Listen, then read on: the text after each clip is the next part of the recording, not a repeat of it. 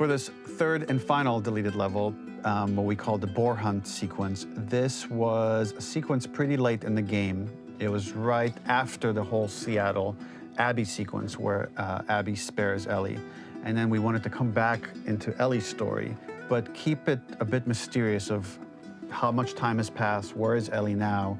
So we're coming in on Ellie, and she's following a trail of blood. And we wanted to mirror, in a way, the deer hunt sequence from the first game, but this time do it with a boar. And there's something with Ellie that now she can't let go of this violence. She's pursuing it, even against this innocent animal.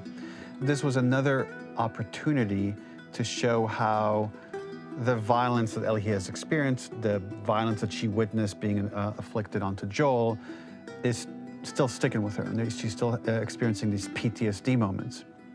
This was a sequence that was pretty far along and was cut pretty late in production.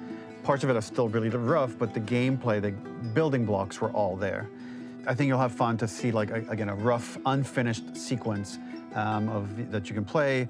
You can see all the way to the end, and including a cinematic that we end up cutting.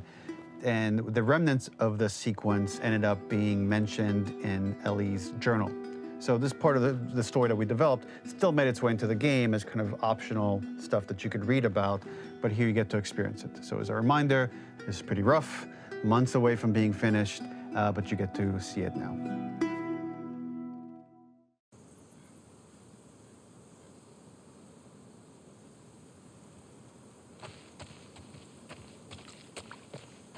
So the boar hunt was one of the hardest levels for me to work on.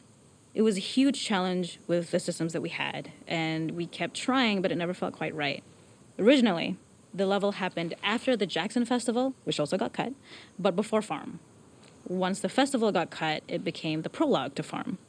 The intended experience is that we jump forward in time after the fight with Abby in the theater. We don't know where Dina is. We likely assume she's dead because she was just bleeding out. Ellie is alone. Her hair is short. So maybe this is the future or the present. And she's hunting. Hunting who? Abby still?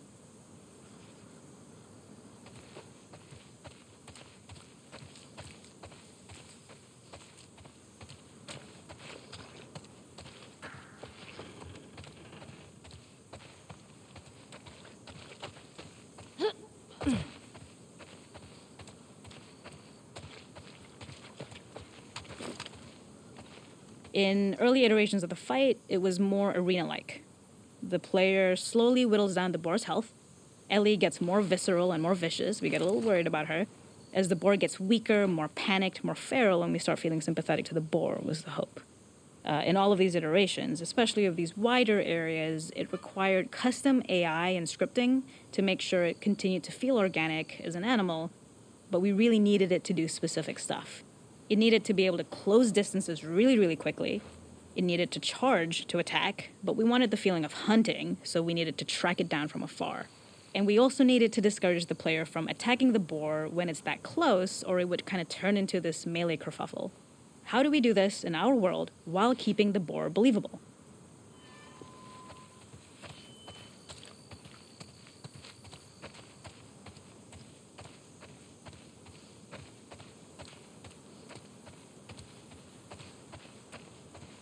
We must have gone through 5 or 6 iterations of the boar fight and all, and every single time it changed pretty drastically. We split it into clear phases, where one was like all long range. We tried another where you're getting close and you get the jump on it quite literally. You're jumping off of a rock to attack it.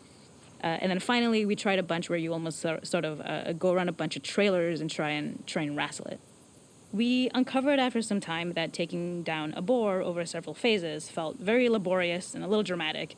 It was comically long, it felt too boss-like, a little too gamey. We decided to cut the first few phases, and we opted for a cold open after the boar had already been hurt off-screen. So that allowed us to focus on feeling like we're closing in on prey and to introduce the boar when it was at its most dangerous. Already hurt, already feral, much too close for comfort. And so the thinking was it would bring us more into Ellie's mindset. Is this really hunting for food, or is she hunting for some other reason?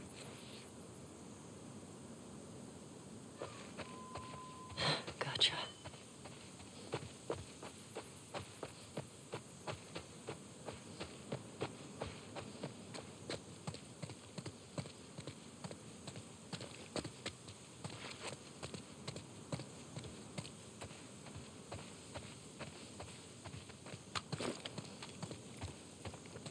The gas station was built to highlight the bore's destructiveness. Since it's cramped, the bore feels larger. We also feel trapped with it, though perhaps it's trapped with us.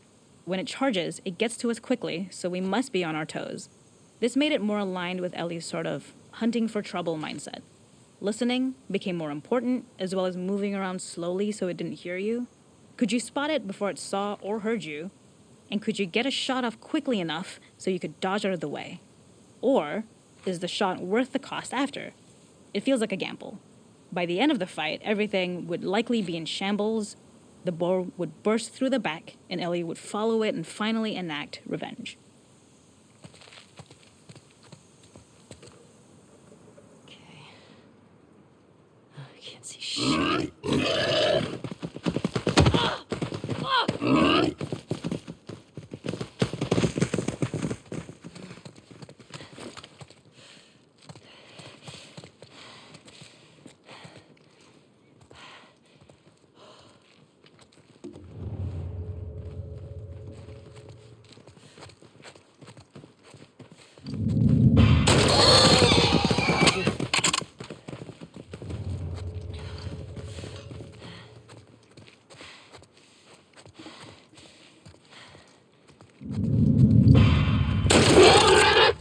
It's over. Nowhere to run.